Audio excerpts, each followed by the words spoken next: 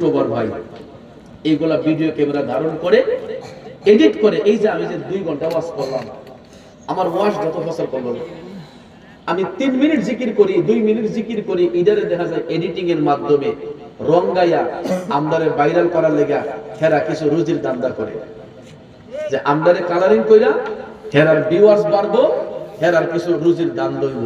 Ida কইরা তো বাবা হে নিজের ধ্বংস করছে, আমার উড়াই দিছে, এমন উড়ানি উড়াইছে। এখন আমি বাংলাদেশের যে হানো যাই, যে লাই আমার চিনতো না, এই লাই কই চিনি।